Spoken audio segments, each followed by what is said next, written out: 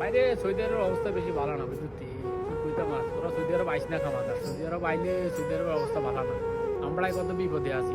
আচ্ছা ঠিক আছে রাখ দেয়া, দেখ দেশি ভাই দেশের তো আইসি, আমরা দেখা করি কেন। আচ্ছা ঠিক আছে, দেশের তো আইসি কাজ কাম না বইয়ের এসে রোড একটা কাজ পাইতেছিলাম, আগে কত কাজ করছিলাম, দেশে সৌদি আরবে অ্যাভেলেবেল লোক, কোনো কাজ নাই কাম নাই কিছুই নাই, কি এক অবস্থা আল্লাহ জানে কিভাবে চলবো। নতুন করে বিয়ে শাদী করে আসি, ফ্যামিলি কিভাবে চালাবো, কেমনি কি করবো, বহুত টেনশন হইতেছে।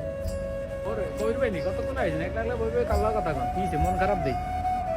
হ্যাঁ কি হইছে ভাই, কিনলে মন খারাপ, কি সমস্যা কইবেন তো, কি হইছে?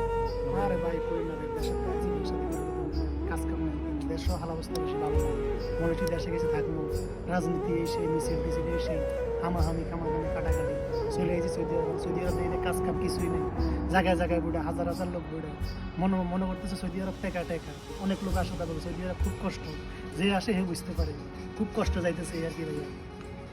ও ভাই কই না, দেশের অবস্থা তো ভালো না, দেশ মনে করেন রাজনীতি ভরা, এই সেই এই দল আমি লিখ গেছে, এবার মনে করেন বিএনপি অর্থে খাইবার লাগে হইছে, দেশের শান্তি নেই। বিদেশ আইছি, বিদেশে তো শান্তি নেই, এটা থাক, তারপরে চিন্তা করেন আল্লাহ ভরসা, আল্লাহ বিদেশও আইসে একটা না একটা ব্যবস্থা হইবে, মন খারাপ করিয়েন না, আল্লাহ ভরসা দোয়া রইল। আর আমরা তো আছি যতটুকু সাপোর্ট করি, দেখেন না, চিন্তা করিয়েন না, কাজ কাম অবশ্যই ভাই দোয়া রইলো, ভালো থাকবেন, হ্যাঁ।